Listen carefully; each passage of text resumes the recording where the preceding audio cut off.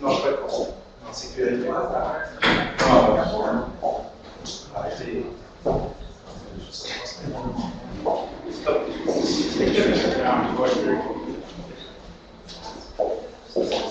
Stop.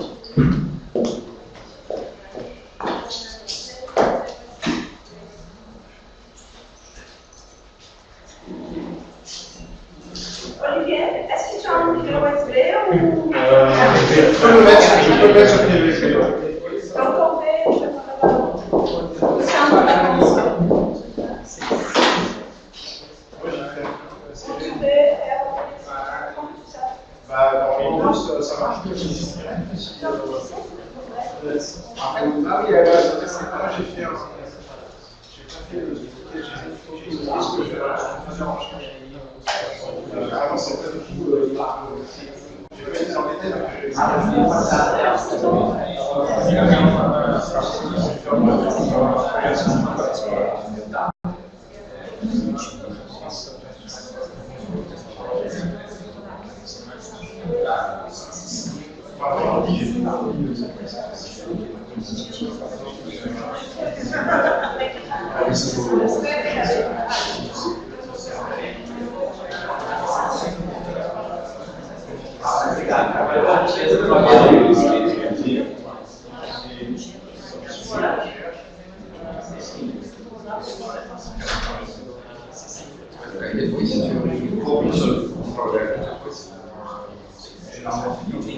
Bem a hora.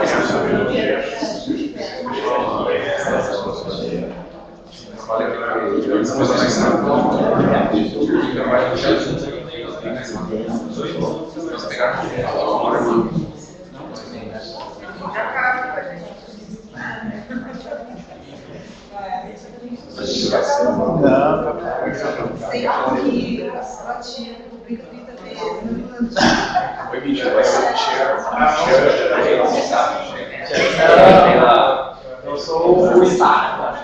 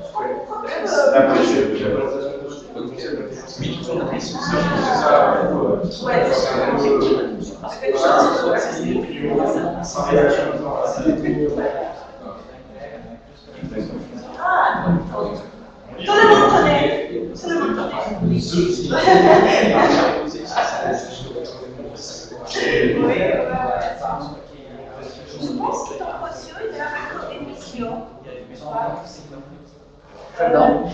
O livro do Olivier está contigo? Tá comigo. Oi? Tudo bom, não? Não, sério. Como eu acho que é isso?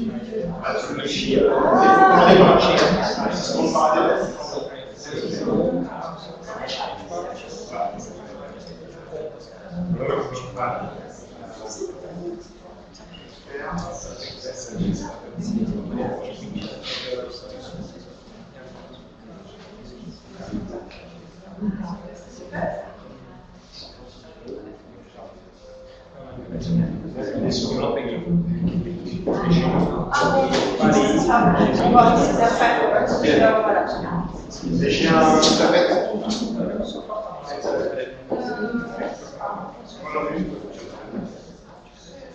Achamos que é top.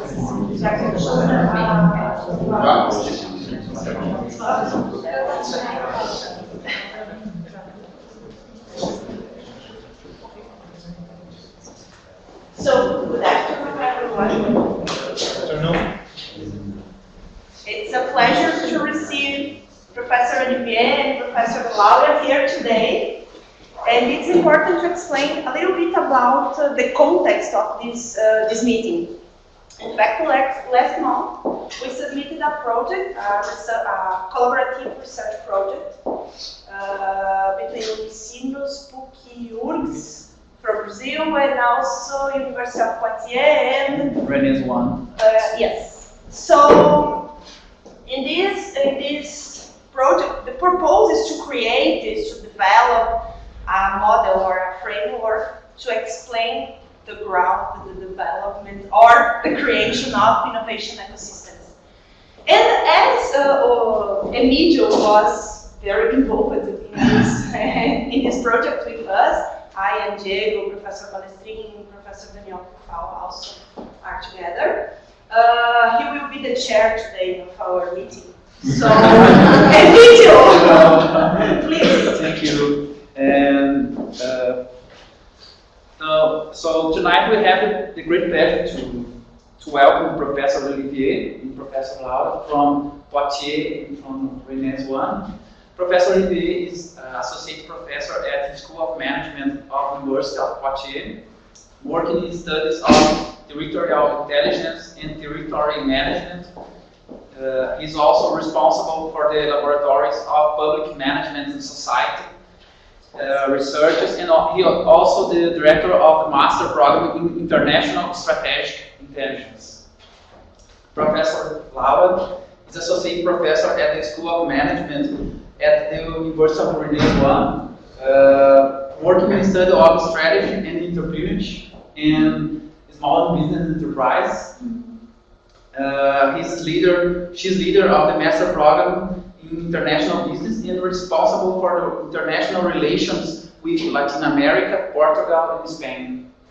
First of all, I would like to say that the purpose of this event to be a moment of exchange of ideas and experience. So feel free to make your questions and your comments. In the first part of this event, I would like to invite the teachers to briefly talk about their research and their universities. So, Professor Laura, could you start? Thank you. Thank you, everyone. I'm Laura Sábado da Rosa, sou brasileira, e se o professor Olivier estiver de acordo, posso falar em português? Falar em entender. Como aqui temos um público majoritariamente de brasileiros, eu acho que fica mais fácil se eu explicar. Então, eu estou trabalhando há 6 anos na Universidade de Rennes. Eu fui para lá em 2006, para a França em 2006, onde eu fiz o meu mestrado e meu doutorado em administração na Universidade de Grenoble. E terminei, fui ver o que eu podia fazer, se eu voltar para o Brasil, se eu ficar lá. E eu me candidatei para um concurso nas universidades. E eu fui selecionada na Universidade de Rennes, onde eu estou até agora. Na área de pesquisa, na França, nós temos um centro de pesquisas, que é o Centro de Recherche en Economie et Management, que é o CREM, né, que é o nosso laboratório de pesquisa. E a nível pedagógico, segundo pesquisa, é no Instituto de Administração de Empresas, uma rede de escolas de administração públicas, né, de ótima qualidade, pode ser também faz parte dessa rede. Então, ele é de Rennes, onde eu trabalho.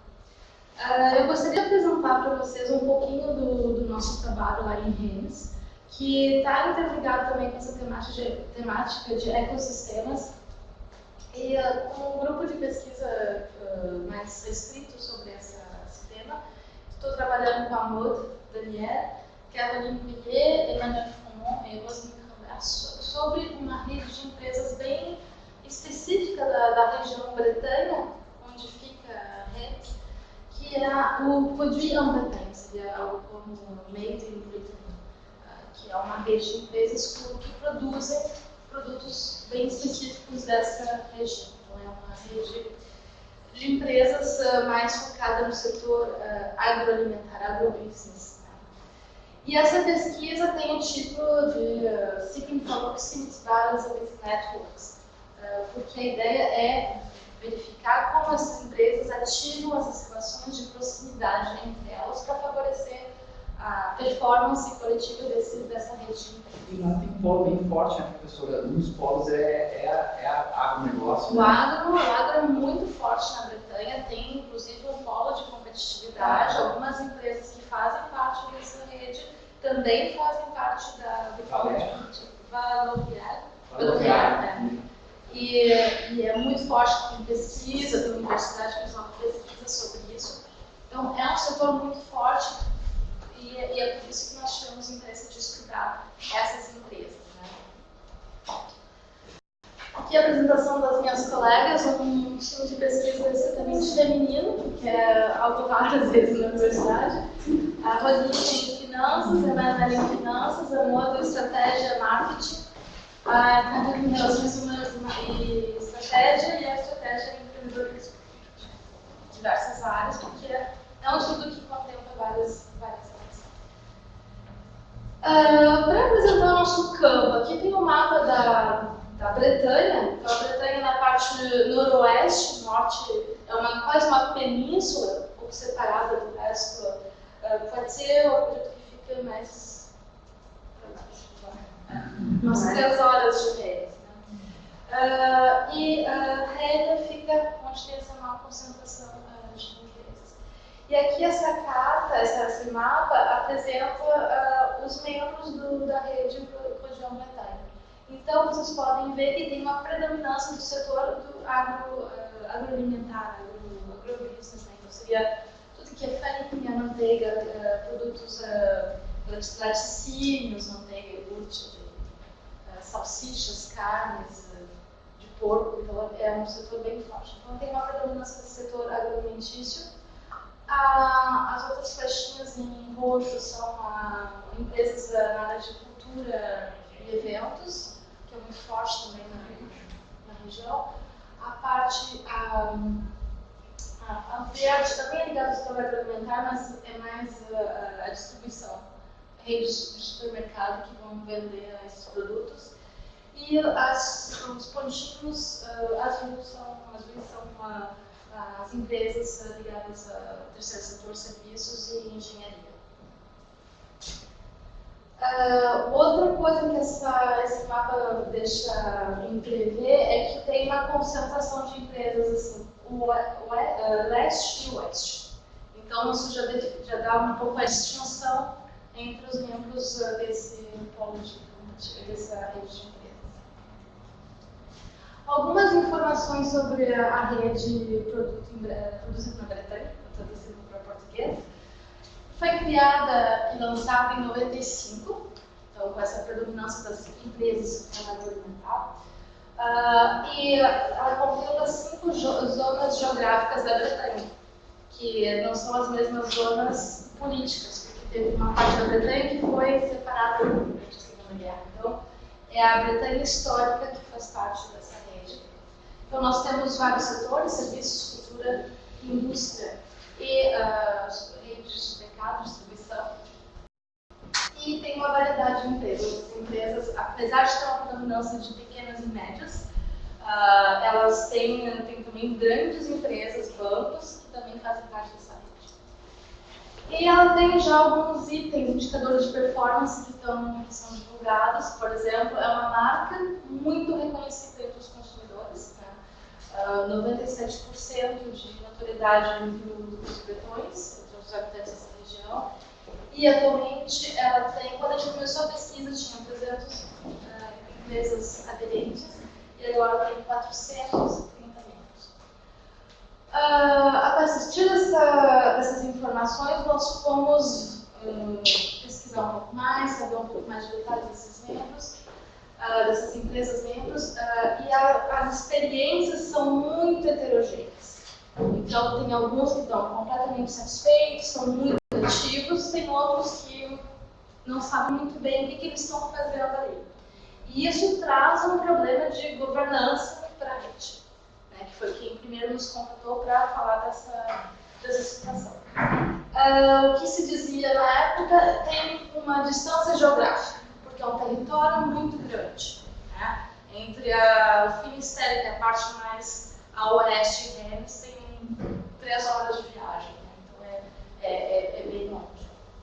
mas também tem uma distância organizacional que a gente interpreta aqui na nossa pesquisa como a distância entre setores, porque nós temos indústria e também empresas de serviços na mesma rede, e também entre tamanho de empresa, empresas grandes e empresas pequenas. Isso também traz diferentes interesses, que torna difícil a governança dessa rede. Então, a questão que fica aqui, como fazer para que essas empresas consigam coletivamente aumentar os níveis de performance através do estudo dessa relação de proximidade. Né? A proximidade não só do ponto de vista geográfico, mas também outras formas de proximidade.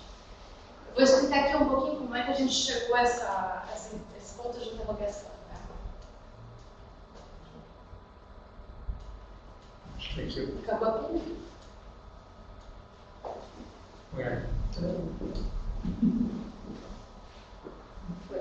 Ok. Então, eu não sei se vocês já estão familiarizados com essas teorias sobre a proximidade. Ela vem da economia do território, foi criada nos anos 90, 2000. Vários estudos, tem uma corrente francesa, uma corrente californiana que fala sobre essa noção, pode ser, temos também pesquisadores que trabalham sobre o tema. E a gente chegou a esse conceito porque a gente está trabalhando sobre uma rede territorializada, né? E a questão da proximidade foi uma coisa que emergiu do campo de estudo. Né? E essa proximidade nos permite estudar também como que as empresas podem ativar recursos nesse território para produzir mais, para melhorar os níveis de performance. Então, nós utilizamos inicialmente os estudos de Pesquisa e Zimmermann na França, e depois nós completamos os estudos mais recentes, por exemplo, o estudo da proximidade não só geográfica, para estudar como essas empresas vão ativar e vão formar colaborações entre elas e como é que elas vão poder explorar os recursos de um território. Então, vários estudos de TOC também na França que tratam desse tema.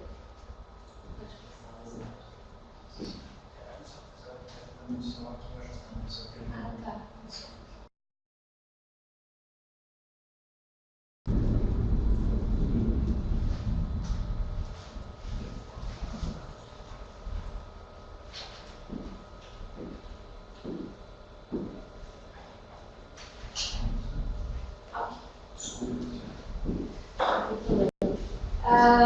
Então, a proximidade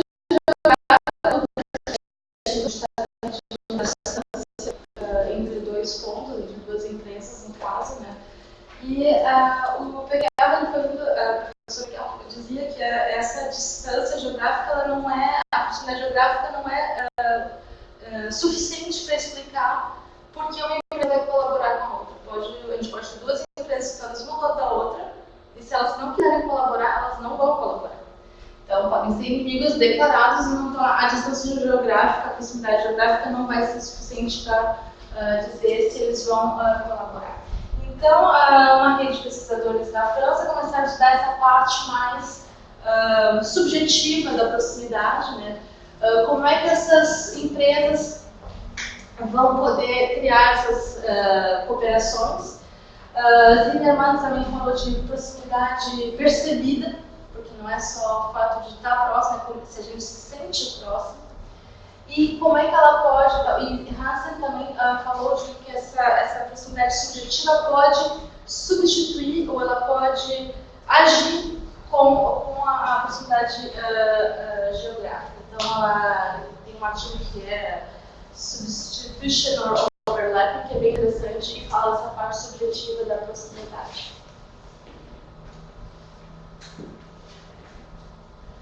Nós usamos um modelo clássico que resume bem várias formas de proximidade que foi proposto por Washington em 2005, que ele fala de diversas proximidades, uma proximidade geográfica, que medida a distância ou tempo de transporte entre as empresas, e uma proximidade subjetiva, Então, teria a parte organizacional, que no nosso estudo a gente interpretou como a estrutura da empresa, a forma como ela se relaciona e constrói relações com outras empresas, a tecnologia, por exemplo, a proximidade institucional, que seria mais ligada aos valores, às crenças dos dirigentes dessas empresas, as normas implícitas, que não ditas, que não estão previstas no contrato, por exemplo, a proximidade cognitiva, que seria ligada à relação tecnológica, técnica, à linguagem utilizada pelas empresas, e a proximidade social, que seriam relações de amizade, de proximidade social, de familiares, às vezes, né? Então, esse esquema resume um pouco o que foi dito por Boschman. A partir desse modelo do Boschman e de outras questões recentes sobre as relações de proximidade, a gente tentou transpor isso para o nosso campo de estudo. Então, nós temos três questões. A primeira, que foi a mais evidente quando a gente chegou, é quais são as proximidades que os diretores de empresas podem efetivamente ativar. Nós temos 5 tipos de proximidade, mas quais são aquelas que realmente vão fazer diferença para construir essas relações colaborativas? Como que cada uma dessas proximidades são percebidas pelos dirigentes? Como é que eles se traduzem para o cotidiano deles? Né? E quais são as principais dificuldades ligadas às primeiras problemáticas vistas pela governança da rede, que seria distância geográfica e distância setorial entre as empresas. Aqui tem uma breve apresentação de como a gente organizou essa pesquisa, o método de pesquisa. Então, a gente começou quando eu cheguei no Rennes, na verdade. Em 2014, me apresentaram então, esse estudo, essa ideia de estudo que estava começando, e eu disse, interessante, vamos ver o que está acontecendo lá. Então, no começo era bem informal, a gente organizou um encontro com os dirigentes, e eles tinham várias funções na rede, dirigentes de empresa, mas também faziam parte da governança. Dirigiam também ateliês temáticos sobre governança. Então, a gente foi ver uma diretora de empresa que foi falando como é que a rede começou, quais eram os principais desafios, uma reunião de umas 2 horas, para contar um pouco do histórico. E a gente lá, anotando, escrevendo.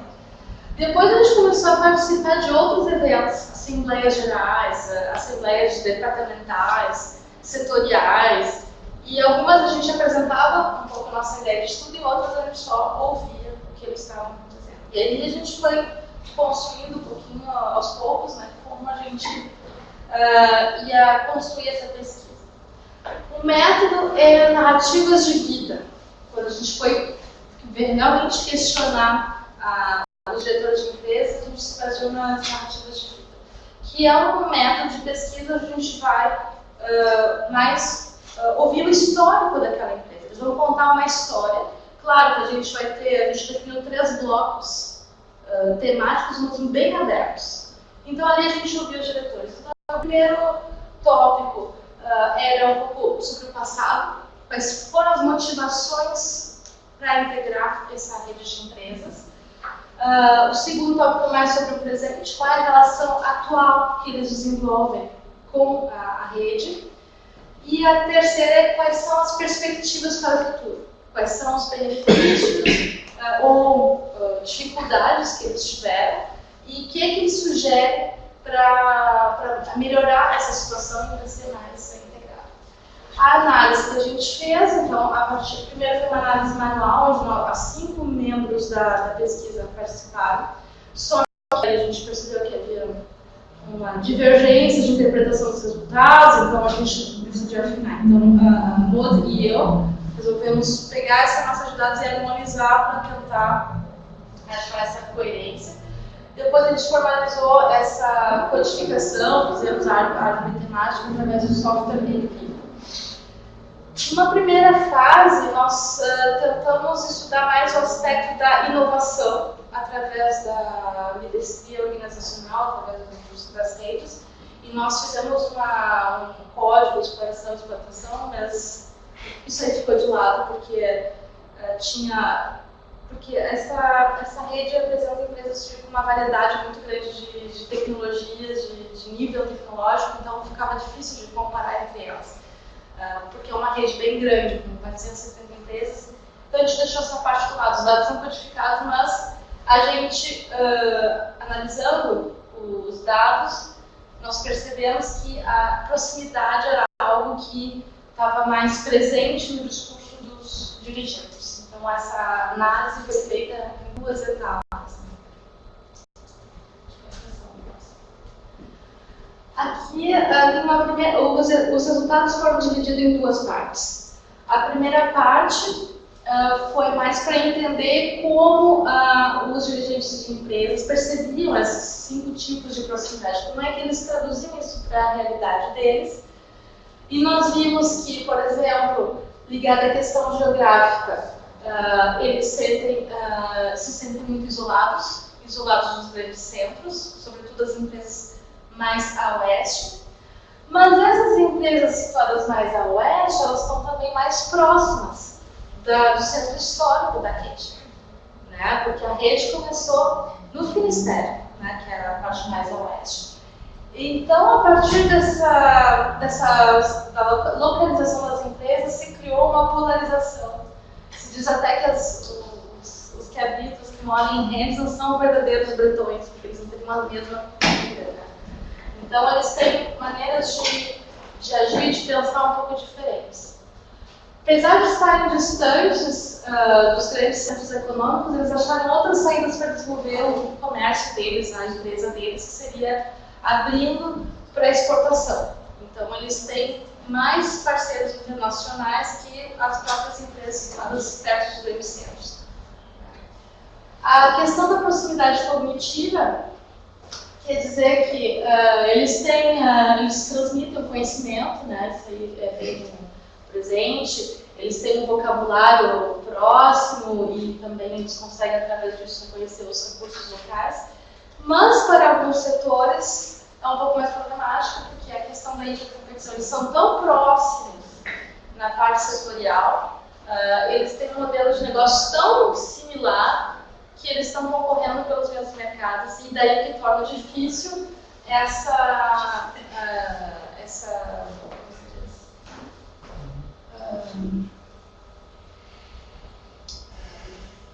esqueci a palavra sharing, compartilhamento de saber. Então, tem 10 tipos de empresas, sobretudo na descarga de distribuição, há um risco forte de esclerose, porque tem menos output, eles estão muito concentrados naquele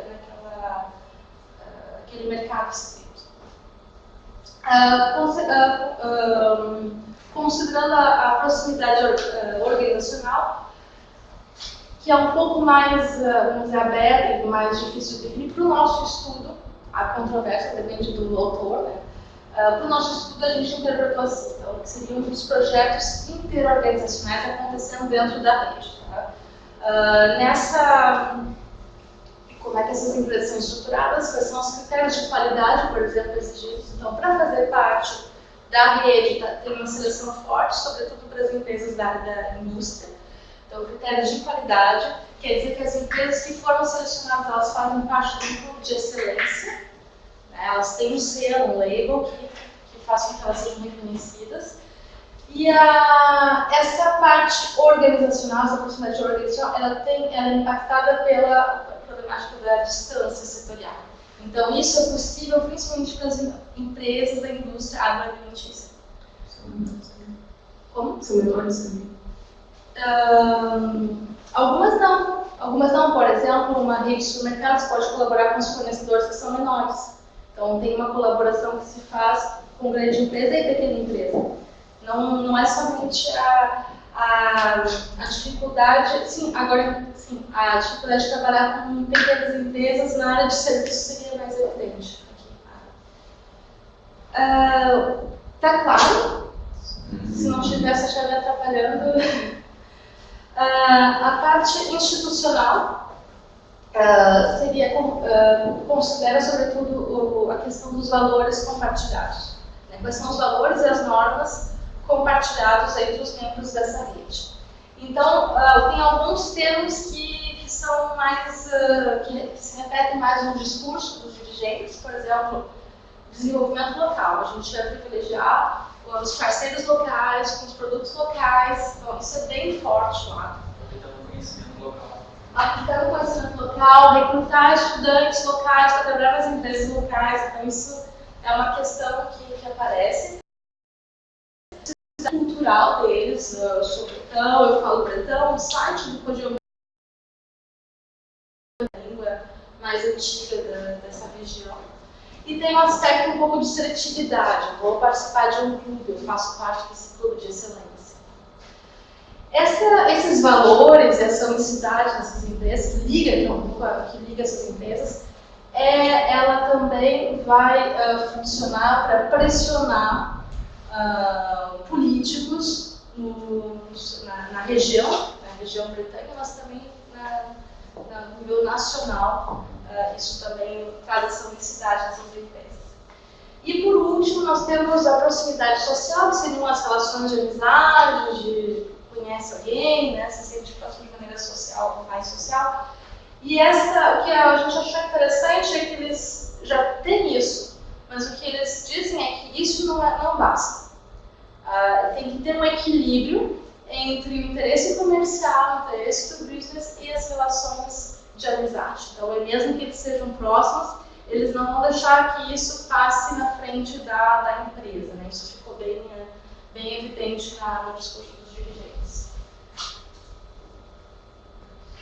Bom, a partir desses resultados preliminares, a gente se deu conta, ok, tem algumas particularidades dessa rede, mas o que traz de novo em relação ao que disse Boschman em 2005? O que a gente achou interessante, tanto para nós como pesquisadores, para ir além disso, e também como resultado para apresentar para a governança da rede, seria identificar uma tipologia de empresas. Quais tipos de ações, por exemplo, eles poderiam fazer para cada tipo de empresa, usando a proximidade como item que permite selecionar, de categorizar essas empresas. Então, os dois tipos de proximidade que ficaram mais fortes, que apareceram mais fortes na análise dos discursos, foi a proximidade cognitiva, que estava ligada à quarta dimensão setor, né? E a distância e a proximidade geográfica. Então, a partir daí, nós temos 4 categorias. Aqui, na primeira categoria, seria o mesmo setor, né? E proximidade geográfica forte. Nós teríamos aqui empresas da área da indústria, mais na parte oeste, com valores fortes e tudo, e eles representam os partners, os parceiros, né? Isso aqui é uma foto do time do Estado do time de Remy. A segunda categoria que nós encontramos são os estrategistas, né? São aqueles que colocam o business em primeiro lugar, e isso é composto por grandes empresas, grandes grupos, principalmente na área da distribuição, supermercados. Então, eles estão distribuídos por toda a região britânica, mas tem essa proximidade cognitiva bem forte. O terceiro grupo seriam, eu não sei muito como traduzir isso, seriam os electron-livres. Seriam os agentes livres, né? Eles agem de forma mais individualista, né? Eles estão recém chegando na rede, eles são principalmente empresas da área de serviços, eles não sabem muito bem o que eles estão fazendo ali. E eles estão tateando, vendo o que está acontecendo, e não tem muito tempo de adesão, são aderentes mais recentes. E esse último aqui são os exploradores, né? Eles são da área de serviço, tecnologia, e eles têm cognitivamente não estão no mesmo setor de origem da rede, mas estão sobretudo situados na parte oeste da região bretânica. Então, eles estão lá, estão descobrindo, mas eles estão experimentando novas coisas, estão participando mais e tentando estabelecer conexões com as empresas aderentes, sugerir coisas. Mesmo que eles não tenham tanto tempo de adesão, eles estão explorando mais os recursos que essa rede pode trazer para eles. Seria a animação. Então, a gente tem elementos para cada um dos grupos. Então, aqui tem um risco forte de esclerose, estão no setor próximo e estão muito dependentes da rede. Então, tem menos conexões com outros recursos externos da rede do região bretânica.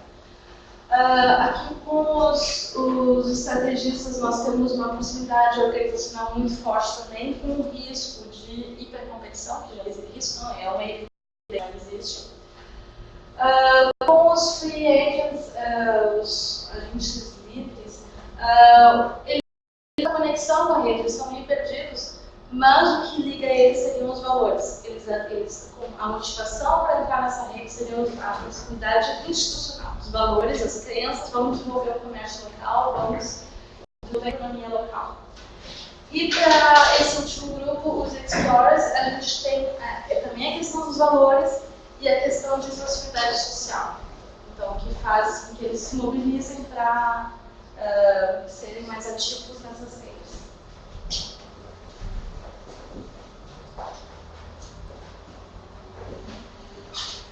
Então, voltando à questão inicial dessa pesquisa, a gente considerou que para cada grupo nós temos um tipo de proximidade que é mais forte e a outra que é menos evidente. Então, como fazer para que esses grupos, essas empresas consigam ter um pouco mais de equilíbrio? Porque segundo o modelo do Bosch, para cada tipo de proximidade tem benefícios, mas também tem um efeito negativo se a proximidade é muito forte, né? Então, como é que eles podem fazer? Por exemplo, para os partners, que é aqueles que são bem dependentes da rede, eles têm que evitar essa dependência muito forte da rede, ficar muito os mesmos tipos de conhecimento, tentar variar um pouco as diferentes fontes de conhecimento, tentar se abrir mais para outras redes, apesar da distância geográfica. E essa característica é muito ligada a uma proximidade cognitiva excessiva e a uma proximidade organizacional excessiva. Então, mesmo setor, mesma linguagem, mesmas tecnologias. O que a rede pode fazer para melhorar isso?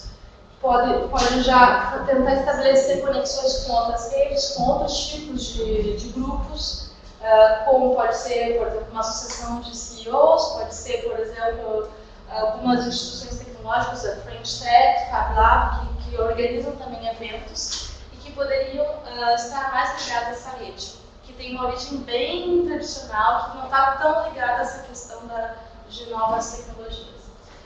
Nos free agents, nós temos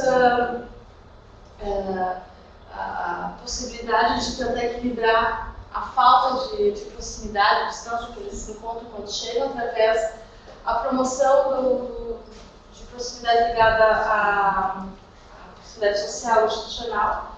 E daí, como é que a rede pode agir para desenvolver isso? Construindo, por exemplo, encontros não só setoriais, intersetoriais. Porque uma empresa de serviços, ela tem de vários setores.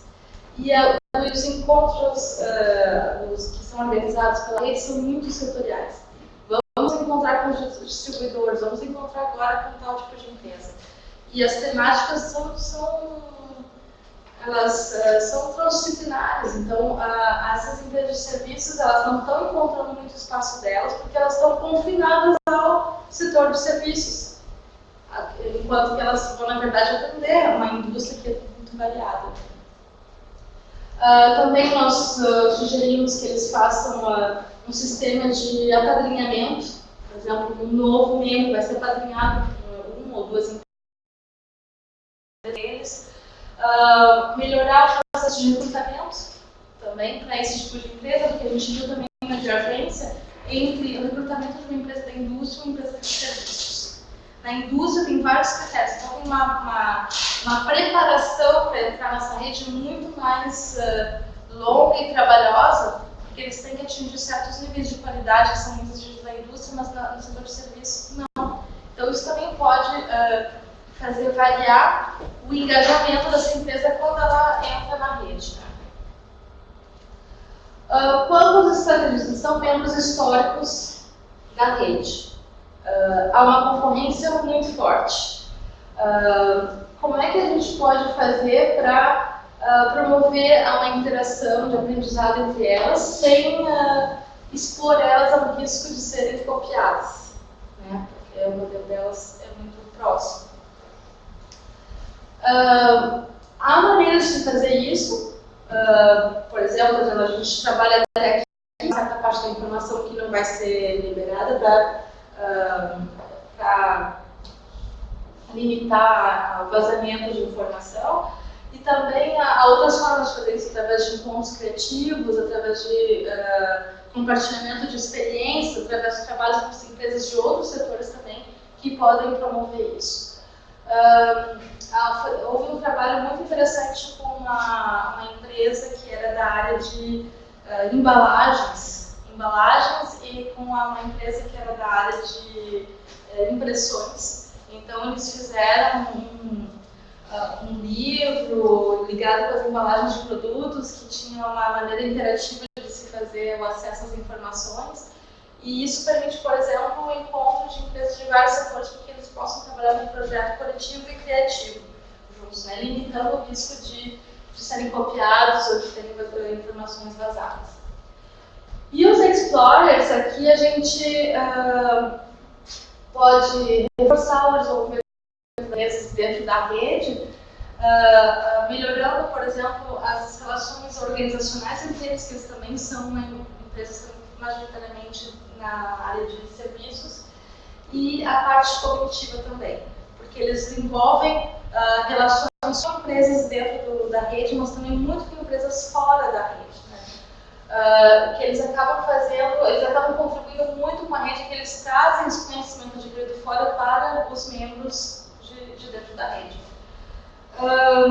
O que a gente propõe como implicação managerial, como melhoria,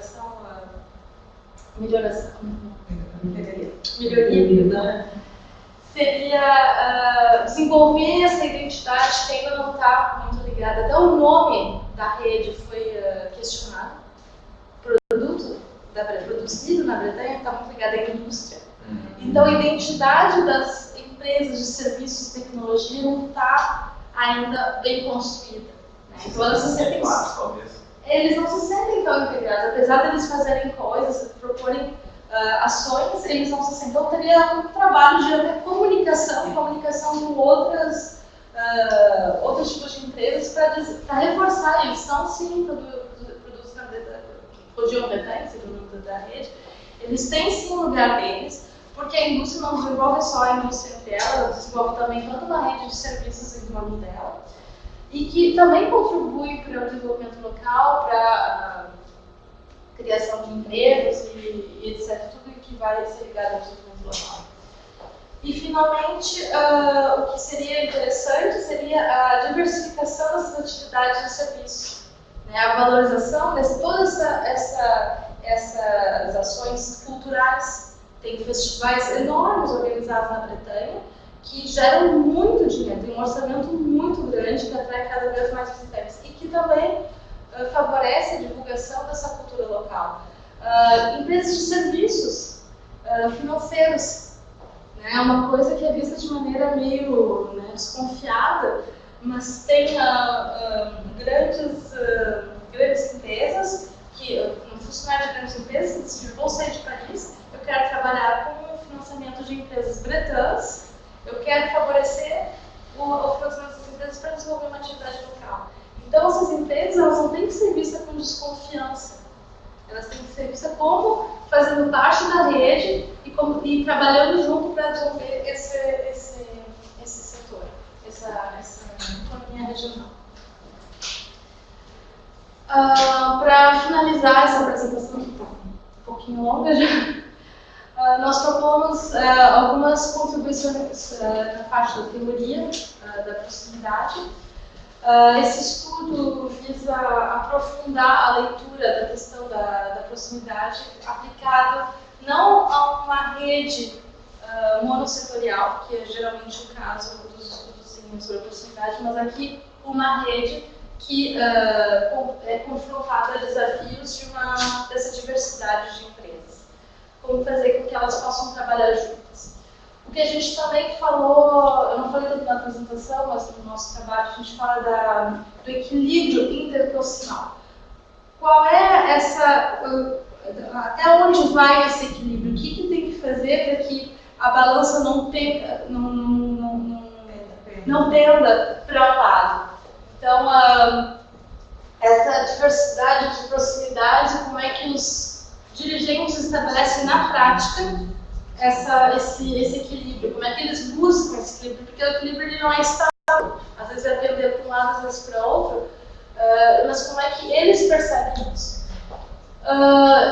Considerando as questões mais práticas de gestão, sobretudo para a governança da rede de empresas, a gente trata do desenvolvimento dos recursos locais, como é que eles vão ser ativados, porque o recurso ele pode ser latente, então ali, como é que eles vão ser ativados e aproveitados por essas empresas, e como é que, coletivamente, a inovação pode ser desenvolvida, mas não de maneira somente tecnológica, mas também uma inovação mais incremental. Como é que eles fazem para melhorar os processos deles.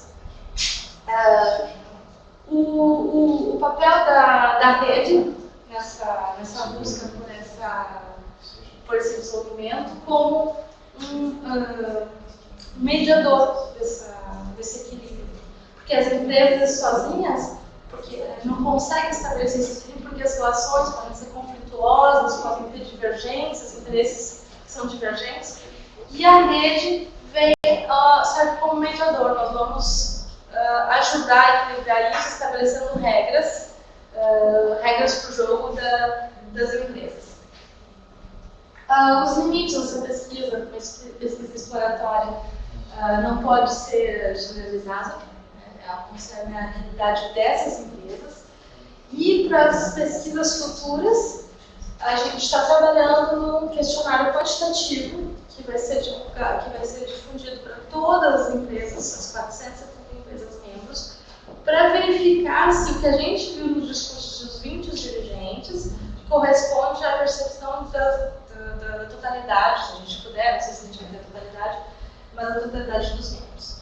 E daí a gente também visa aprofundar a percepção setorial do setor agroalimentício, porque essa é uma questão bem importante para a rede. Eles querem favorecer esse setor, então a gente quer verificar mais profundamente quais são as divergências entre as empresas do setor, entre pequenos produtores e chegando até os distribuidores. Essa é a fundada.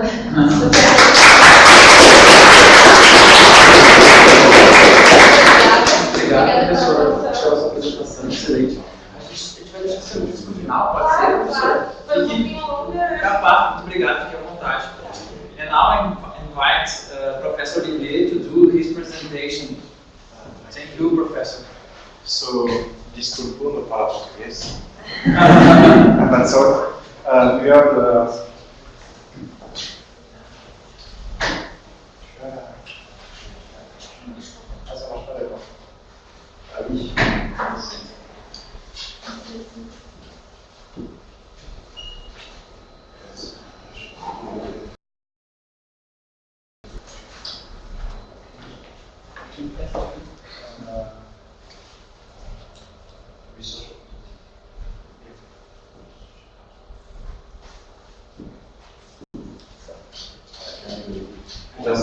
thing because I can switch off the animation because it's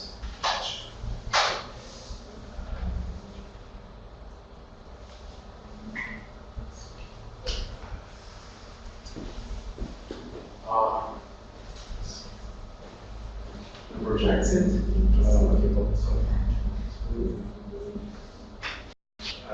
You have to, sorry, you have a lot of time because I switch line by line, so I can make a sign if I need that. So it's a totally different presentation because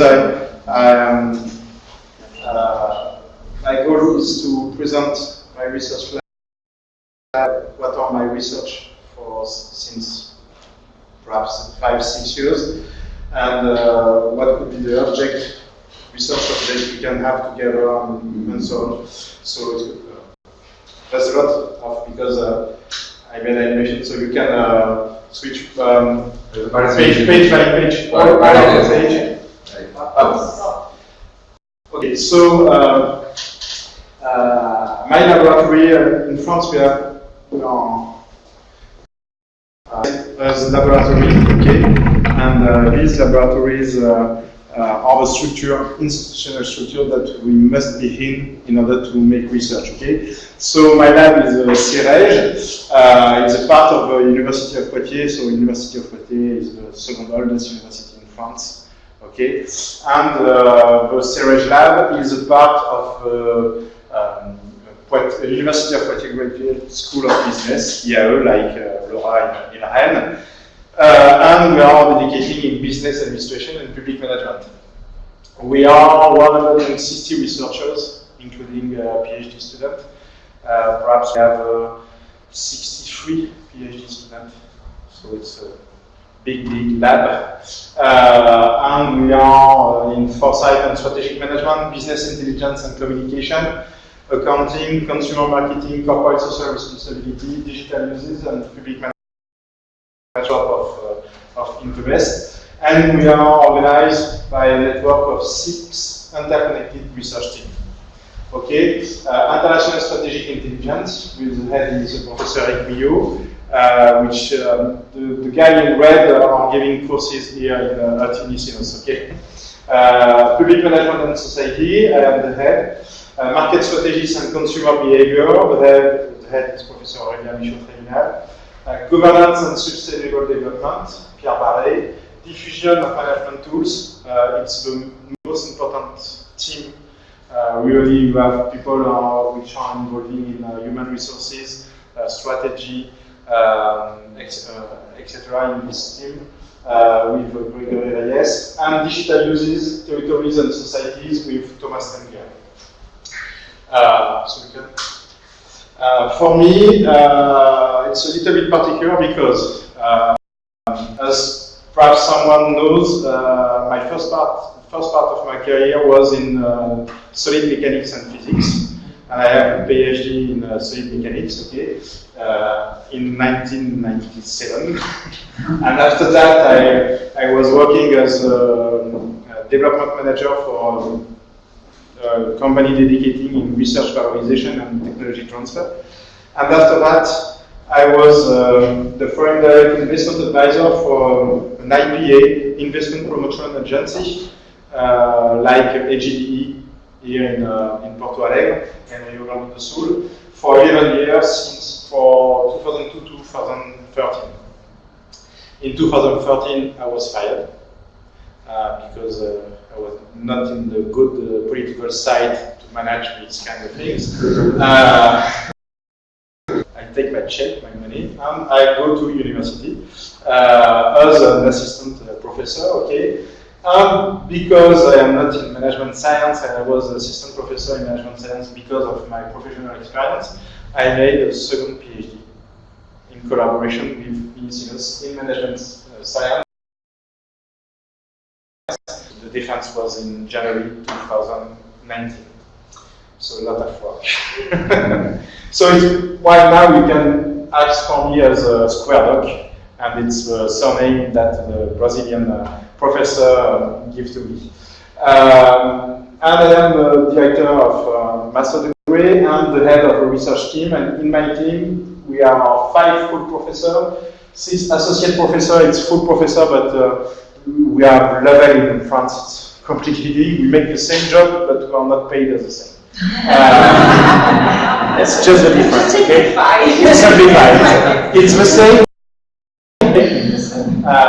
And we have in my team 11 PhD students. So it's quite not a big team, and it's sufficient to have strong relationship. And in terms of courses and lectures, I'm specialized now in mathematics, okay? But I never make course in mathematics, but I am in geopolitics and geoeconomy, project management, international project management. The core of my course are dedicated on competitive and territorial intelligence, country risk analysis, territorial attractivity, innovation management, and prospective and strategy. Okay? I am lucky because I only give course at the Master 2 level. So for a young professor, it's it's something amazing. I am very, very lucky. Only small classes with very high level students, so it's good. Okay. And all my, because of my professional experience, all my research is based on the reflective practice. And as a reflective practitioner, okay, so my intention is to, and you can put, okay, my intention is to insert reflexivity in the lab and in my research, like Sean and Argeris has explained us for many, many years, okay? But only one note. I decide for all of the rest of my life not to take into action that I could learn from my reflexive research. I only give to the community of practitioners. If they want to put into action, we can have discussion, etc. But now I really cut the lane between me and the practice, and to be in the first stage. Okay, but the hypothesis is that for economic development, now practitioners, and particularly in France, because there's too much action that are taken only politically or by intuition or by the way. Okay, sometimes it's strategy as practice, but bad strategy as practice, and there's a lot of failure, and so we have to learn from theory. Okay, it's why I try to develop research based on that, and because of that, study case is the best way to have reflexive research. Okay. Okay, so you can. Okay, just one more. Thank you. In terms of my current research theme, territorial public management of FDI project. It was the principal contents of my thesis. Okay, territorial economic intelligence, acceleration and technology transfer, how we can manage an organization in terms of performance. What is the performance of a research valorization? How we can make some indicators? What could be the management tools of this kind of organization? We have specific organization dedicated to that in France, but how we can evaluate the performance of this organization? Also, territorial attractiveness. Why? Because attractiveness is the keywords of politics now in France. I think in Brazil it could be the same. In all countries, attractivity. I am against attractivity policy. I think it's bullshit. And since 3-4 years, I made some demonstration on that. It's really something bad, and attractivity could not be an objective. Attractivity is a consequence of a strategy and of political decision. So if your objective is to be attractive, you could put your territory in front of a wall. Okay, so it's why I try to make research on that. And also, because of that, management fads and fashion in economic development. Because economic development practice are really, they fulfill really fads and fashion. And attractiveness is a fad of economic development policy. And also territorial ecosystems, if they are innovative or not. With Felipe, we work on non-innovative ecosystem. It's really interesting, but most of the time researchers are really dedicated on innovative ecosystem, but I think non-innovative ecosystem are perhaps more interesting to learn, and you demonstrate that. Yeah. So, okay, this is the theme of my research. Yeah. So in terms of paradigmatic framework, not at all, but really use epistemological practical project. Most of the time, objective reasoning and critical realism in terms of ontological perspective. Really, for a guy who was trained by mathematics and physics for all his life, for 30 years, epistemology is something very strange.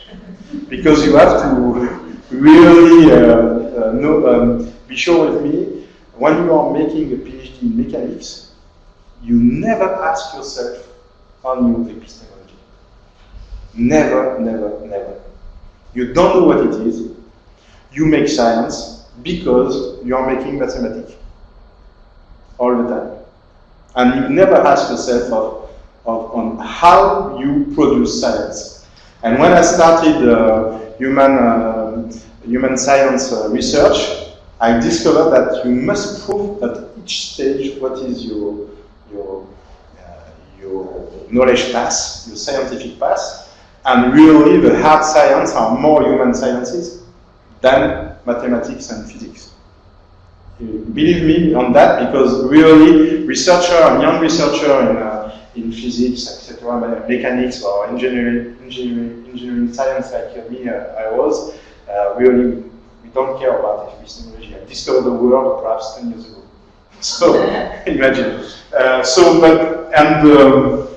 The thing that I discovered is really critical realism. Why? Because it's, in my opinion, the best way to make qualitative research, because it gives you the maximum degrees of freedoms, and because you have this three-level stratification that is the understanding of real, current, and empirical three stage of knowledge, and you build your reality with your materials using this kind of thing. So I put some things in my thesis dissertation. If you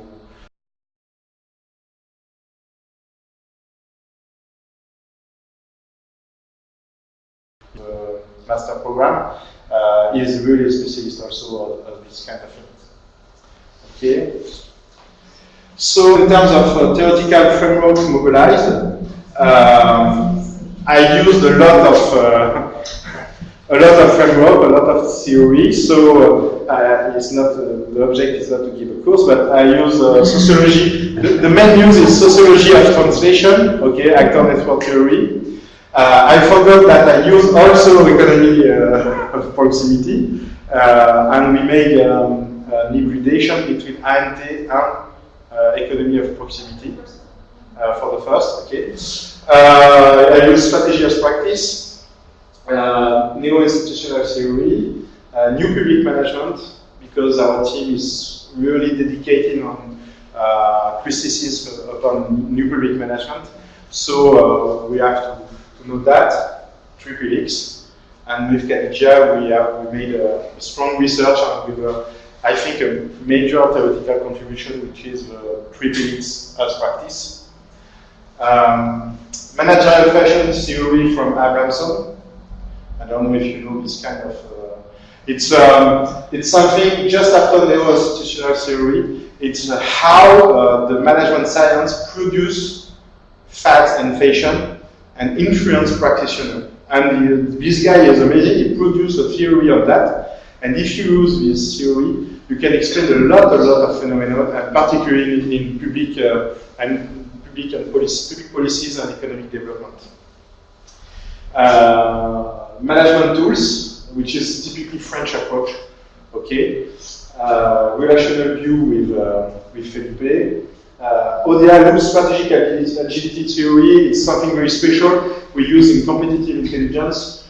ODA Boyd was a flight fighter for the US Army, and after being in Vietnam, etc., he theorized how he can fight people with his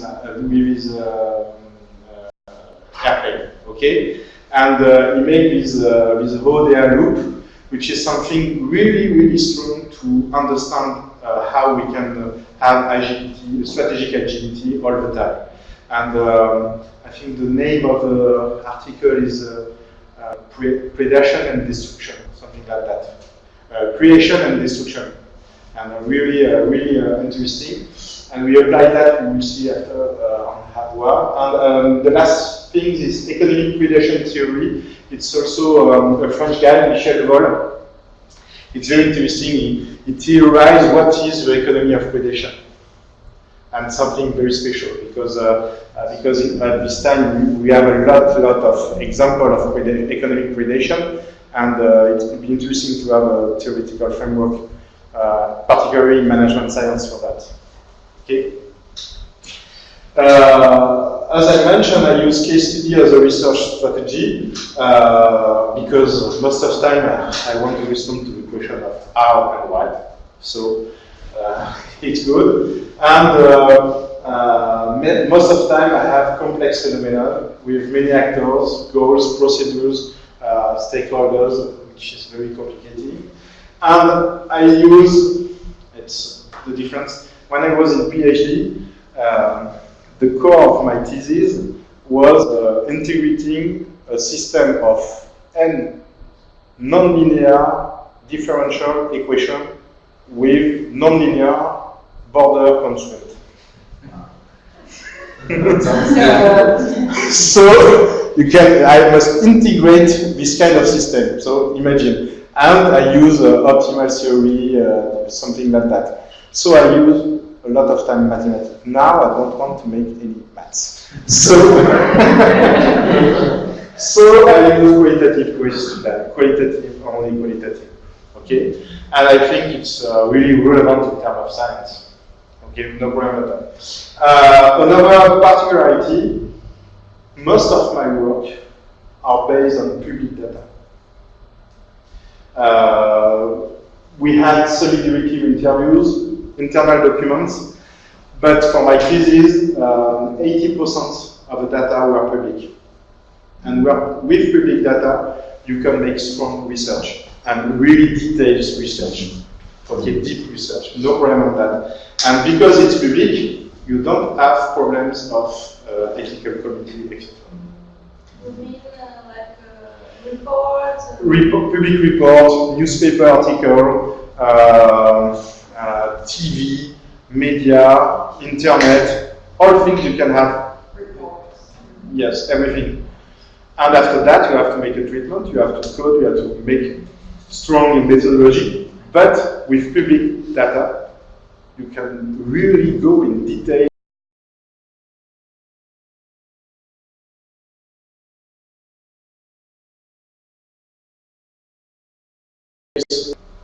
And we can rebuild the history of a case without any problem.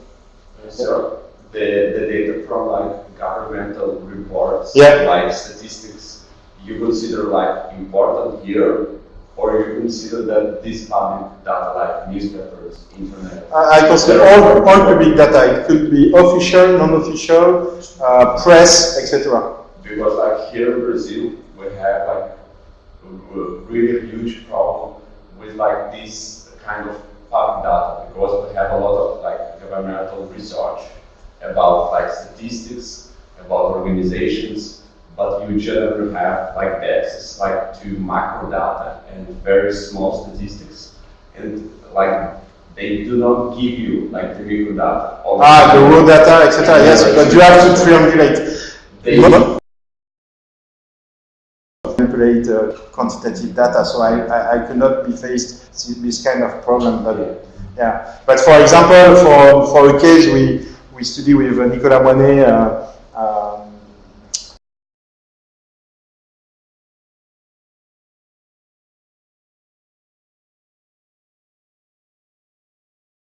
Was 2 reports from the National Assembly, an inquiry commission. We have 800 pages of reports with 49 interviews. The interviews are done, they are public, they are retranscribed. Use it. It costs you nothing. And it's really, really powerful. Okay? And after that, I made a primary analysis. Most of the time is the history, the facts, the narrative of the case. It's, in my sense, a primary analysis, which is also an interpretation. So it's an analysis, it's research. Okay, and after that, based on this primary research, primary analysis, I make secondary analysis, like Ethan can learn you. Okay, and 2 types: supra-analysis and amplified analysis. Supra-analysis is you take the primary analysis and you search for another question. And amplified analysis, you take several primary or supra-analysis and you compare. You make comparison between the analysis. And it's amplified analysis to solve other problems. Okay? The paper from Eaton are very, very interesting. Okay? So the object and research subject. So at the beginning, 2 FBI projects. So the objective was to understand the management process of the location of foreign direct investment project on the territory and to explain why it's a success or a failure and how the stakeholders manage themselves in order to make this success or this failure. Okay? Opening the black box of a management process. So the first case is a Chinese company in France. The company is ZTE. I think you know the company. It's the second biggest Chinese company in telecommunication. Okay, it's the direct competitors of Huawei. Okay, and they locate the facilities in Poitiers in the technology park. They invest 36 million of euro for a building, 10,000 square meters of building, and the building is empty.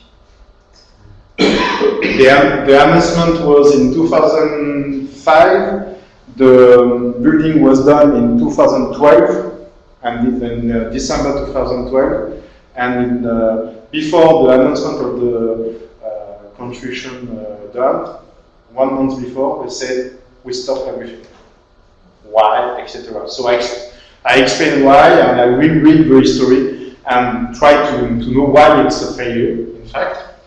And the second is the South Korean company in Brazil, so Micron, Agate Micron, okay, at the Unicinos Technopark, okay, which is really a success and really something very interesting in terms of how we can build an ecosystem from the blank page, which is really the characteristic of this investment. This case is published in the Journal of Emerging Markets. Yes, HT Micron is published in the International Journal of Emerging Market, and the Chinese company is published on a French academic review, Management et Gestion Publique. I do not have a translation in English, but I propose an additional view of this case, and based on AMT for the AIBA conference in December, next December. So it's in English, so after December I can produce an English version. So it's really sociology of translation and everything. So the SAT are a company, private company, dedicated on technology acceleration and technology transfer from university in France. They were created, I think, 5 years ago. They are private, but the finance are public. And the French government invests more than 1 billion euro for 14 companies in France. So it's a lot of money, okay? And after 3 years, they want to evaluate the performance of this kind of company. But how can we evaluate research valorization? And we propose a really critical point of view, and we mobilize neo-institutional theory and the organization management tools in order to explain how we could evaluate the performance and what we do not have to do that. It's not published as a paper, it's only in conference and in French. Also, a public program to support innovation in SMEs, the Priminov program, and we use ANT plus economy of proximity. And the goal here was to explain how we can build a new public policy for supporting innovation in a territory. How the process of building a policy could be done. And it's really opening the black box at the same time of the process management. So we start from nothing. We want a public policy, a public device to help innovation in SMEs, and how we can build that. And the particularity is that this program associates a researcher, a student, and a company as a triangle. And it's like a mini XXX in order to support one company for when they have problems of innovations or with applied research or something like that. It was really interesting because with small money you can have a big leveler effect on the innovation for the innovation inside the company. And we analyzed how this public program was built, which was really interesting, and we defined others proximity resources, and we use the framework not from Boschka, but Bubolga and Rossetti, because Bubolga is from Poitiers, is my friend, so I have to use it. And we use intimacy and relational intensity in order to explain how the people are able to work together also. And we explain that this program was possible because of the proximity in terms of intimacy was possible during years and years, in fact. And it's not so evident at the beginning. No, I should explain it. I think that maybe more complex. Yeah. More with a very concept of social. Yeah, a lot of social inside. Yeah. And we have, for this case, we have 4 loops of translation, iterative translation process to succeed with the birth of the program. So 4 loops of translation. So each translation loop has 4 steps. So we will imagine, and for each step you have to mobilize proximity resource at each step. So it's something very interesting. So it's really qualitative. Also, the merger of region in France. You don't know, but 2 years ago, there's a new law. The name of the law is Notre Law, new organization of République territory, nouvelle organisation des territoires de la République, and they make a modification of the number of regions in France. There was 22 regions, and we are now 13 regions. So some region has merged. For example, my region, Poitou-Charentes, was alone, and now we are part of the Nouvelle-Aquitaine region, and we merge Aquitaine, Poitou-Charentes, and Limousin. So now the size of our region is the same than Sweden and Austria. You can imagine, it's a strong vision. But at the beginning, what was the purpose? And what we identified is that the purpose of what was in the mind of a politician when they bring this kind of new law is the management by objectives. So they apply to a public policy something that failed in the private organization, because a lot of paper by Drucker, etc., mentioned that the management by objective is a fail for private organization. There's no success for that. But they use MBO as a matrix for this new law. And so we try to explain that, and we use neo-institutional theory and also fat and fashion theory in order to explain that for many years there's a fad, and now it's a fashion in political law in France, in policy, that big is beautiful. We have to be big, because if we are big, we have less expenses, we have less, more powerful, etc., etc. But it's ideology.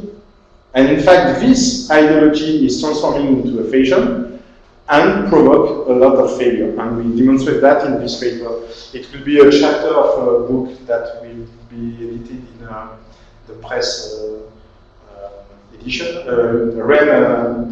les presses universitaires de Rennes, in October. The book will be in October. I also work on the public attractiveness policy of a French conurbation. So it's a neo-institutional and critique of NPM policy for this conurbation want to create an attractiveness policy in the territory, and we make an analysis based on public data and 5 interviews of actors, and demonstrate that they are not able to evaluate anything for that. With Felipe Zarpellon, the public policy to support the creation of commercial enterprise clusters. So it's a rational view and a kind of triple X. In my book, we made a lot of things with Nicolas Manet on a critical review of the public policy of economic intelligence in France. And we use actor network theory also, but also the concept of boundary object. And we demonstrate that for the case of the public policy of economic intelligence in France, a list of strategic company which was used at a regional level was considered at the beginning as a boundary object in order to make a good translation process, but because of political transformation at the national level, this boundary object was transformed as a barrier object during the deployment of the politics, and it's why the politics fails. So it's an extension of the concept of boundary object with the opposite, the object that could be a barrier to make a good translation of process. And final, just recently, we studied the economic prediction of a company Alstom by General Electric. 4 or 5 years ago, the Alstom company, which was perhaps not the biggest, but one of the biggest companies in France, was sold to General Electric. Okay. It was really something strange, because nobody knows really why this operation was succeed. And by using the economic prediction theory and the ODR loop theory, we can explain now that it's really a strategy of prediction from the US company, and how they structured that, and we make a strong article, and I hope they could be published in the Revue Française de Gestion for the special issue of December with Martinet and Menguer. They make every year the Revue Française de Gestion make a special issue for the end of the year. It's a double issue, And we propose the article and the research, and it's on review at the time. So it's not desk reject, so it's good. And we call the name of the paper is Extension of the Predation Framework. En français, c'est Extension du domaine de la prédation. Donc c'est pour faire appel à Houellebecq, je ne sais pas si tu connais Michel Houellebecq. Extension du domaine de la lutte. Et donc c'est extension du domaine de la prédation. C'est un titre. It's a French joke, it's something. So it's the last research that I made. Yeah. And so I mentioned that most of my course and research is focused on territorial intelligence. So sometimes it's a little bit complicated to understand territorial intelligence because it's typically a French concept. In the US or UK, there is nothing. We spoke on competitive intelligence, business intelligence, but not on territorial intelligence. And so Girardot, which is a French professor, explains that territorial intelligence is inspired by the ethics of sustainable development with three principles: participation, global and balanced approach to territories, and partnership. And we try to learn about what could be territorial intelligence in France. Yes. And so territorial intelligence could be considered as a science. It's not a science, it's a field of research. Okay. The objective is sustainable development of territories, and its subject, it's the community of territories. Okay, so we learn from the community of territories for the sustainable development of territories. And so, in that case, we must link information monitoring and public action to the development of a territory. For me, I'm focused on economic development of the territory, but territorial intelligence can be easily extended for culture development, sport development, creative city development, etc. It's really, for me, I'm specialized in economic development, but we can think about territorial intelligence for many, many fields of interest. Okay, and if we can have this second definition, it's the territory's ability to anticipate socio-economic changes and manage the knowledge that results from them. Okay, so it refers to the control of strategic information, collection, sharing, and use for the benefit of economic actors. So it's in line with Mr. Marx in 1994 that produced a public report on the public policy for competitive intelligence in France. Okay, so this concept is relatively young. If you consider that the birth of this concept at the beginning is 1994. Okay, And fits very well with the innovation system. Yeah, exactly. Exactly. No problem on that, because to be able to manage information for territorial intelligence, you must consider some level, and the ecosystem could be a good level. Governance, management of ecosystem, the governance of ecosystem, and management of the information. But for most of time, territorial intelligence was considered as an information science, information management science, and not as a management problem, in fact. And for me, since 2-3 years, I think that we must consider territorial intelligence as a management problem. You have to manage information, but you have also to manage people, actors, stakeholders, and manage information and the flux of information between everybody. It's not only management of information. Okay? And this community of territories can be a city, a region, a country? Depending the level you want to analyze. Okay? It could be a village, the village from the nation. But the problem at the stage of a nation is at the level of the nation is not the same at the level of a micro territory in a rural conurbation or something like that. Okay, it depends what the level you want to study. Okay. I think it's the same problem that we have studied nationality. At the national level, you have some problems that are not the problem of regional or local problem. But normally, to have a good national territorial intelligence, you must be on lane from the base to the top. And it's the difficulties. Yes? Well, more, yeah, okay.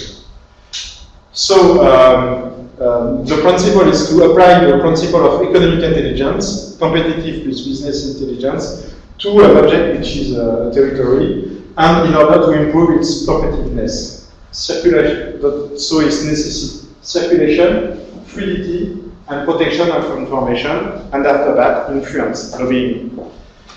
And we think, with Nicolas Monnier, that the two logics of Pelletier must converge now.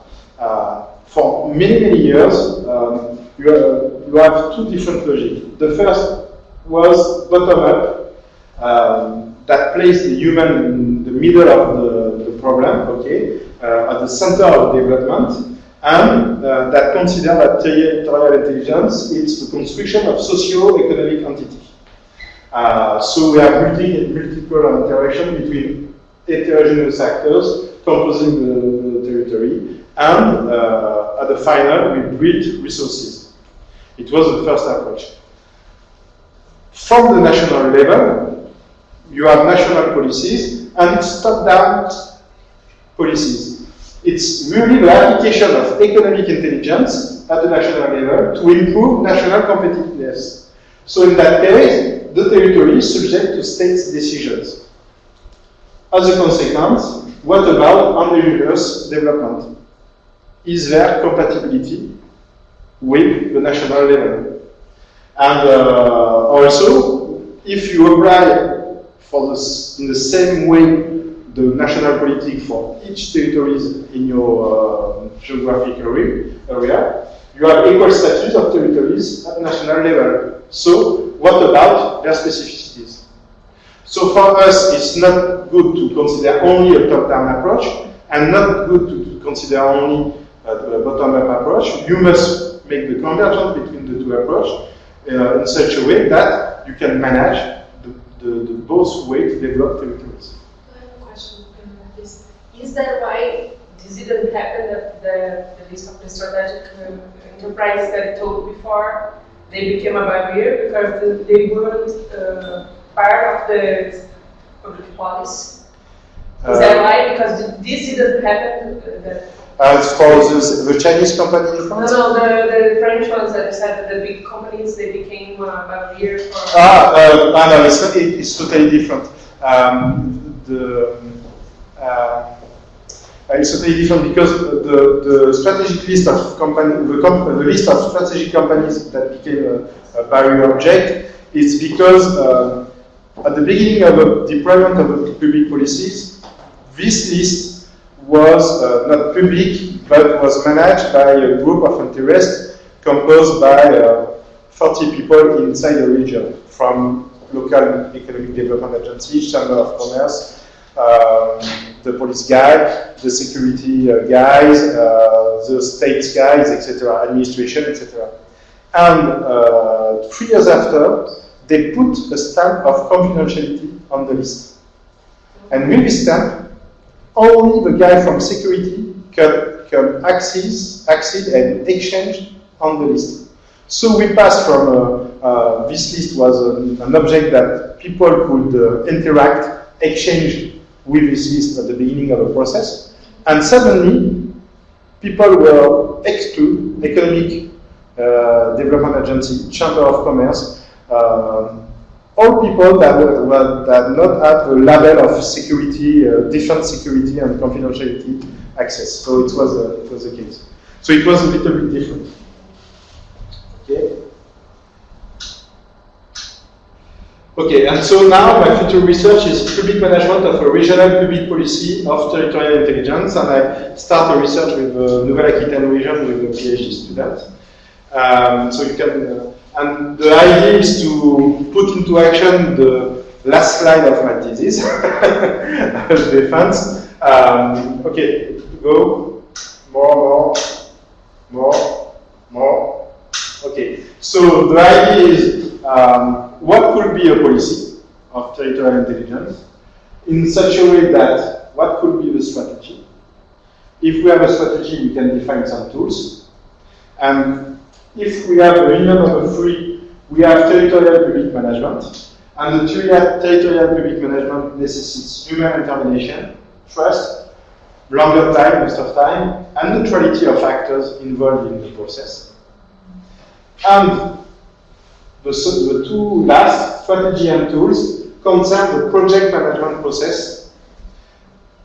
And inside, you need formalization of a process. You need contractualization, and what could be the contract. You need qualification, how to qualify that a project on the territory is really a project. Most of the time you can have some fake project. You have fake news, so why don't you have a fake project, okay? So you can, so qualification, and how can you manage a portfolio of projects? When you have several projects in the same time in a territory, how to be sure that the management of this portfolio could produce territorial intelligence? And so the condition is that you must interact with consistency and synergy between the both, and at the macro level, you must mastery of public and political communication, because it's the heart of a system. If you put on public newspaper, etc., a lot of political intention during the implementation of a policy, the risk is that you can fake everything because you speak too much. And so, is the time of election compatible with the time of the deployment of a public policy? So it's really something very strong to learn. So we will be in the heart of the system, because the PhD will be in action research for 3 years inside the regional council, and in charge of development and promotion of regional policy for territorial intelligence. So it's very interesting. It's big contracts. Governance is one of the endogenous process of policy. Where is governance? You're right. I don't put governance. Perhaps governance is represented by the row here and here. I can name, it's a good idea, governance here, because you cannot make strategy without a good governance and feedback, and you cannot make tools if you don't manage the name with strategy. You are right.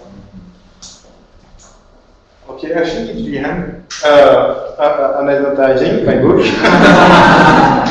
Okay, so in this book you have, I think, 10 chapters, which is theoretical chapters with experience of and research.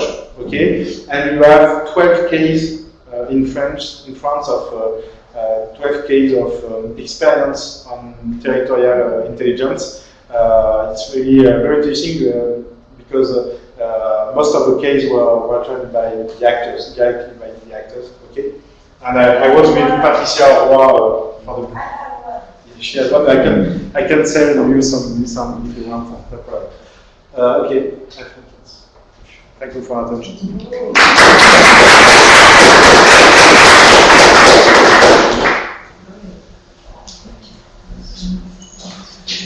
Thank you, Professor Edgar, for your presentation. And now we have some questions. Who can start? Excuse me, they have 10 minutes. I should go on the inside. Thank you. Feel free. Thank you. Nice to meet No you. more than this.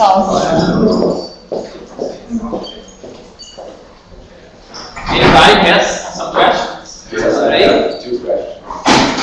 Feel free. But I can ask now. Sure. I would like to ask you, Professor, when we are talking about territorial intelligence and the relationship between companies and government, do you consider here some relation and information exchange between universities and firms? And do you think it's it's an important factor to develop territorial intelligence? Yeah. I focus on companies, but all the informational flows between stakeholders, actors on the territory are part of territorial intelligence. if we consider the triple-X model of Isosoft and Escolit, really, it's for me it's a territorial intelligence device.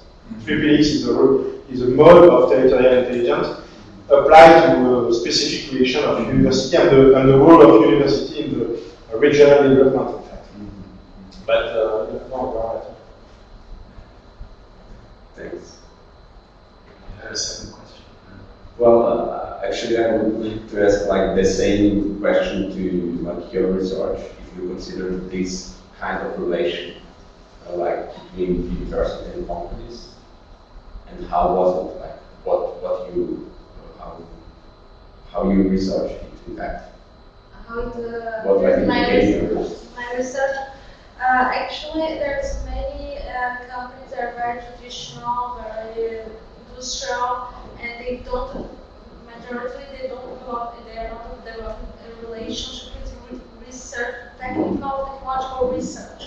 But we can consider our research a kind of relationship with the network governance, because it was during an event, a regional event, discussing with these people. It's between people actually, and they start talking about their companies and this network, so maybe can discussing together, and they start like that. So it's kind of science transfer between companies and the university, but it's not based on technology in a more traditional way. So I mentioned the fact that this incremental, this I forgot the term, but Innovation. More practical innovation, or another innovation, not just the technological. It's very, very important for companies that are interested in these results. And for us, that's the best result you can have for our project. Yeah, but it's not the transfer like developed by the SAT. There's more technological, more between engineers, and it's not this kind of technology transfer, science transfer you're working. But like for high tech, like innovation ecosystems where you have a lot of high tech companies. Yes, yeah. It's different. Yes, Yeah. but I think the steps on clusters and they are evolving to another thing. Is not, I forgot, the frugal innovation. It's different. Yeah, but something it's not changing everything, but it's small changes. Most of the time, the problem is that when you read newspaper or you hear from political guys, they make a confusion between innovation and high tech. Yeah. Innovation is not high tech, and sometimes high tech is not innovation. It's technology. So the problem is there, and when you make frugal innovation, you need no technology. At the opposite side, you need no technology. In India, you need no technology. But it's really a confusion, and I prefer to learn from normal cluster. But cluster is the word. Attractiveness, cluster, ecosystem.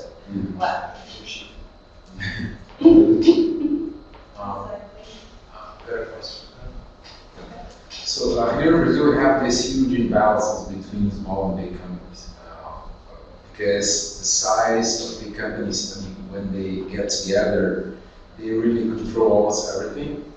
And so there is very little space for small companies to thrive and to grow. I mean, not growing in the sense of becoming a huge company, but growing and thriving in a more general way. I mean, do you have the same kind of problem in France, this huge imbalance of power? And if you do, how, maybe, I don't know if you have some kind of governance that addresses this kind of imbalance between large and small companies? The same thing. Yeah. All around the world is the same thing. Okay. The public economic policies are dedicating for a large company and to make acceptance for the citizen of these policies, we include sometimes SME. Yeah, it seems to be counterintuitive. I mean, it's very obvious in one hand because obvious is, I mean, all the lobbying, we know what's going on behind the scene generally, But I mean, it's counterintuitive because the small companies are responsible for hiring the largest part of the population. I mean, most of jobs are in small companies, and at the same time they produce. It's a system because these SMEs couldn't have some turnover if there is no large company. The large company make contracts, need some suppliers, so it's a complex system. We cannot propose. Sometimes people say that without SMEs it's not possible, but without large companies it's not possible also. And if we have no medicine guy in a territory, there is no life possible. So I think we have to think in terms of system and complex system. Okay. Thank you. Thank you. Please go ahead. Sorry. Generally, I see that the governance of these territories or networks are made for people. We have some key stakeholders that make the governance of the other actors in the network. But a platform can also be a system to use as a governance system. Do you see some of this thing happen in a big network or a territorial or innovation ecosystem? A platform that makes the governance of these interactions and coordinates all the network? Or there is some perspective for the future that this will be something possible? In the beginning of national policy decline in the region for economic intelligence, we built an internet platform in order to exchange information, etc. We have an example, a case in the book with a drill device in the southwest of France, in Toulouse, which is typically something with a platform, etc. But with no human it's not possible. Because the platform is only a tool in order to facilitate the exchange of information and the memories of the network.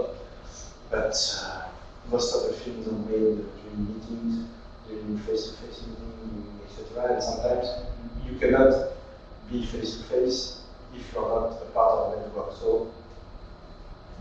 So it's, but perhaps the future is the social network, social territorial network. It's a limitation only of the technology. But you know, we were discussed about Grupo, which is a professor at University of Poitiers, but in economics, and he's specialized of network and economy of proximity. And he made a research about who is my partner, and he used his Facebook account and made a network metrics, etc. With who I exchange more in my Facebook network. 80% of the exchange were with people located under 1 kilometer of his house. 1 kilometer. And it makes this experience for a lot of people. It's the same everywhere. Amazing. So you interact on social network the most with the people who are closest. It's typically counterintuitive. Yes. Typically counterintuitive. But very useful.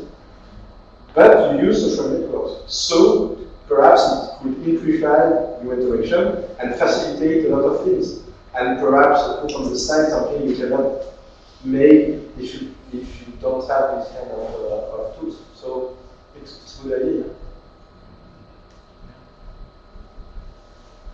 So thank you guys for being here. Thank you, Olivier. Thank you, Robin. We hope our project will be accepted. Yes. So we can see each other. Yes. More here. We have no money, but yeah. No. For us, it's more money. Yeah, I know it's sometimes we have these differences of scales. Yeah. For the lack of a best word.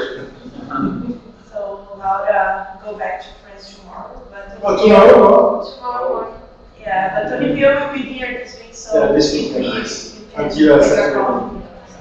Maybe we could have lunch together, maybe tomorrow, after tomorrow. Why not? Tomorrow I am with Eric, but Thursday and Friday I'm free. Thursday, Ana Cristina will be here, Martinelli. I want to see So let's have Yeah. a I'm not No, sure if I'll Thursday. be here. Thursday we can lunch together. Thursday.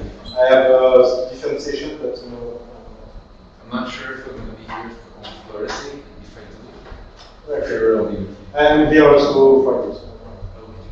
So, let's have a photo together. Yes. Thank you. Thank you.